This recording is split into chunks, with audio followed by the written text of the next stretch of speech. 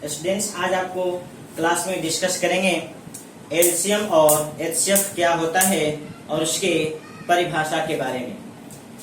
Maximum student LCM और HCF निकालना जानते हैं, लेकिन अगर पूछ दिया जाता है कि बताइए कि एलसीएम होता क्या है और एचसीएफ होता क्या है, तो जवाब देते हैं कि सर हमें पता नहीं है, क्योंकि उन्हें बताया गया सीधे सवाल बनाना, बेसिक बताया नहीं जाता है कि आखिर एलसीएम और एचसीएफ होता क्या है। सबसे पहले आपको हम एलसीएम का परिभाषा देते हैं। एलसीएम दो या दो से अधिक संख्याओं का निकाला जाता है। तो एलसीएम दो या दो से अधिक दिए गए संख्याओं का एलसीएम एक वैसी छोटी से छोटी धनात्मक संख्या होती है जो दिए गए सभी संख्याओं से विभाजित होता है। एलसीएम दो या दो से अधिक दिए गए संख्याओं का एक ऐसी छोटी छोटी संख्या है जो दिए गए संख्याओं से विभाजित होता है। ठीक,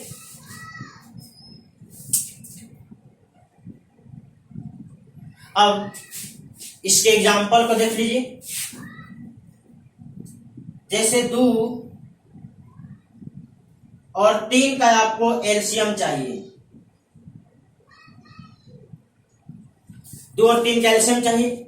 आप देखिए कि 2 और 3 को ऐसी कौन सी छोटी से छोटी संख्या है जो विभाजित कर सकता है। तो इसे विभाजित करने वाला जो संख्या बहुत सारा है, 6 को कर सकता है, 12 को कर सकता है, 18 को कर सकता है, 24 को कर सकता है, 30 को कर सकता है, इस तरह से आपको 36 को कर सकता है, डॉट डॉट आगे तक। 2 और 3 दोनों से विभाजित होने वाले बहुत सारे संख्या हैं, लेकिन इन सबों में जो सबसे छोटा है, यह परिभाषा में लिखा गया है, छोटी से छोटी धनात्मक संख्या जो दिए गए संख्याओं से विभाजित हो जाता है, तो ऐसी संख्या आपको 6 है, यही आपका एलसीएम होगा। 2 और 6 का एलसीएम आपका, और 2 और 3 का एलसीएम आपका 6 होगा, क्योंकि 6 से छोटा अब और कोई संख्या नहीं मिलेगा जो दोनों से विभाजित हो जाए। और भी एग्जांपल देख लीजिए, 2, 3 और 5। आप देखिए 2, 3, 5 से विभाजित होने वाली ऐसी कौन सी संख्या है जो सबसे छोटा हो और धनात्मक हो। तो आप देखिए 30 और अगला मिलेगा आपको 60, 90 डॉट डॉट, लेकिन इन सबों में सबसे छोटा कौन है? 30, इसलिए इस 30 को हम लोग कहेंगे एलसीएम। इस 30 को कहेंगे हम लोग एलसीएम। ऐसे आपको एलसीएम निकालने का तरीका पता है, इसलिए हम लोग तरीका पे ज्यादा नहीं, तरीका के आप लोग माहिर हैं, बस आपको बता देते हैं कि एलसीएम मतलब होता क्या है, व्हाट इज एलसीएम।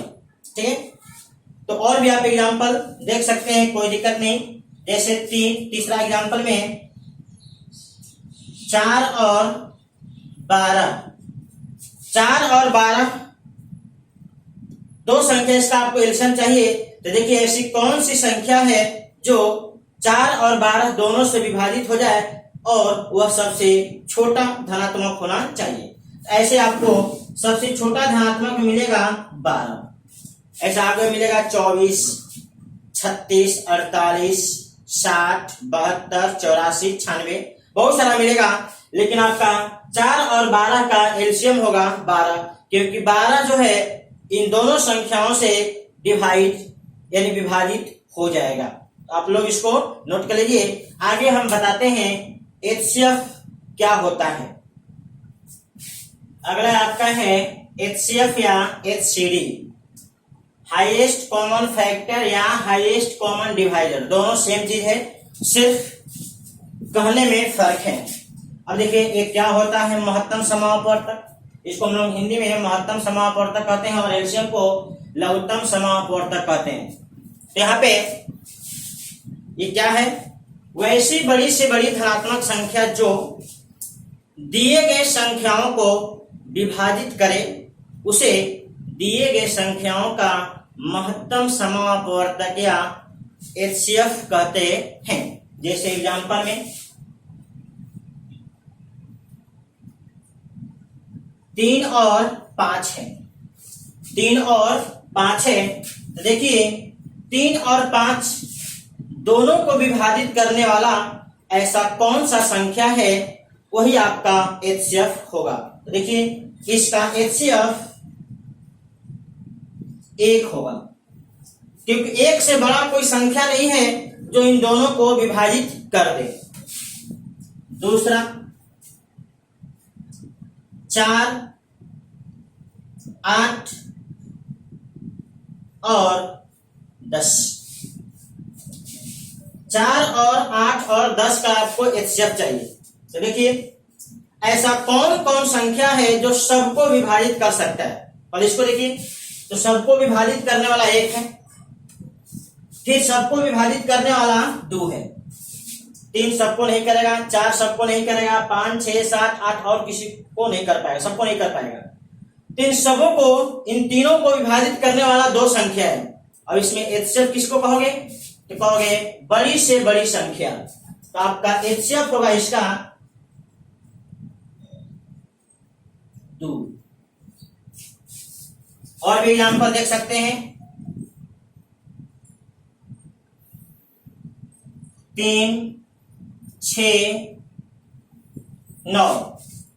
तो 3, 6, 9 को विभाजित करने वाला संख्या कौन कौन है, तो एक 1 है और एक 3 है। 1 और 3 यह 2 संख्या है जो तीनों को विभाजित कर सकता है।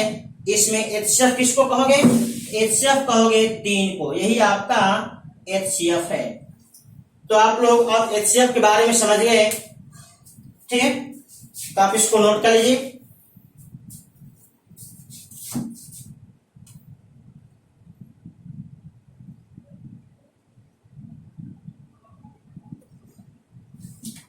तो आप लोग ये रियलाइज कर लिए होंगे कि अब तक सिर्फ आप एलसीएम और HCF निकालना जानते थे, उसके बारे में आप नहीं जानते थे आखिर होता क्या है।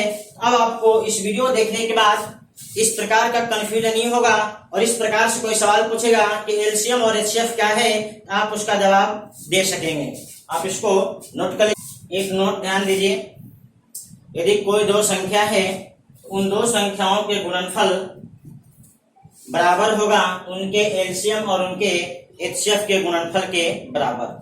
2 संख्याओं के गुणनफल बराबर होते हैं उनके एलसीएम और उनके HCF के गुणनफल के बराबर। आप इस नोट को लिख लीजिए। कभी भी आप 2 संख्याओं का गुणा करोगे तो उसका गुणनफल उसके एलसीएम और HCF के बराबर होगा। जैसे एग्जांपल लिख लीजिए, 2 और 3 का गुणनफल होगा 6 और इनका आपका एलसीएम होगा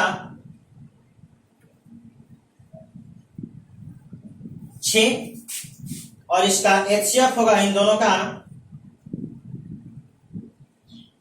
1। आप इन दोनों को गुणा करोगे तो 6 के बराबर आ जाएगा। तो आप इसको नोट कर लीजिए। आप किसी भी 2 संख्या के लिए आप इसको जांच कर सकते हैं, ये कभी गलत नहीं होगा।